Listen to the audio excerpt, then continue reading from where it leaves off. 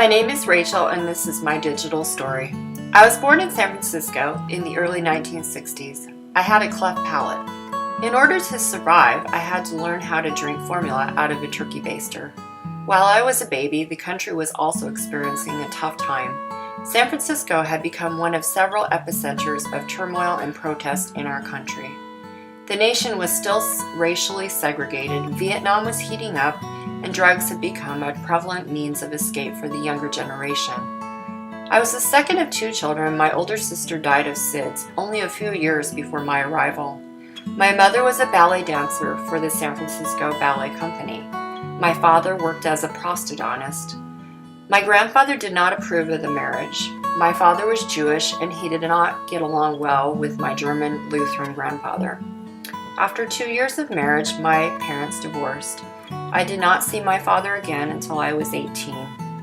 Unfortunately, I wasn't exposed to my Jewish heritage. Eventually, in the late 1970s, my family moved to Southern Oregon. Unfortunately for me, at 13 years of age, this was a difficult social adjustment. Although Ashland was a lovely, bucolic town nestled in the mountains, it was home for many wealthy transplanted Californians whose children were already socially established. I was an outsider. When it came to choosing a career, I was encouraged to go into the healthcare field. We already had 3 dentists in the family. At 18, I moved to Portland and began to study pre-nursing at Portland State.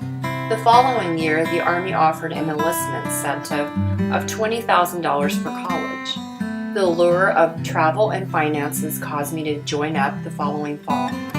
In the Army, I met my husband, another enlisted soldier. My military experience taught me how to be a soldier in a man's world. By the end of our 3-year enlistments, we returned to Oregon, where I earned a BA in French. Afterwards, I taught French in a high school while attending a weekend nursing school at Clark College. My goal was to someday practice nursing in a French-speaking country, a dream that was conceived in adolescence, inspired by my grandparents' many global trips. Eventually, my professional focus shifted from teaching French to nursing. By that time, we were ready to start a family, but we were not able to. It wasn't until 1 year later, after I'd quit nursing and went with my husband to England, that I became pregnant. We found out our first month in the UK. I was able to experience the national healthcare system firsthand as a pregnant Yank. Living in England was a wonderful experience filled with travels, a baby, and friends from many nations. London was like San Francisco, another melting pot city. 19 months sailed by, and sadly we were forced to return to the U.S. I resumed work as a nurse in a Portland clinic for the uninsured. I could definitely empathize with minority immigrant patients, as I was fresh from my own foreign experience. Not long afterwards, we had a second child.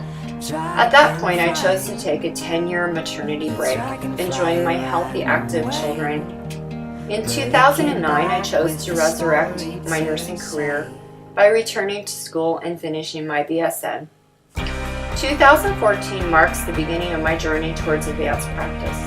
3 life values that I reflect on the most are resilience, empathy, and empowerment. My life and work experience has taught me the value of understanding displaced, diverse cultures and patients who are different or feel left out.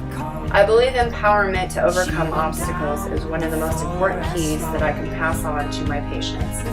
I'd like to help people learn how to use their resilience in constructive ways in order to create positive outcomes in their lives. My hope is for my education to steer me into my next professional direction.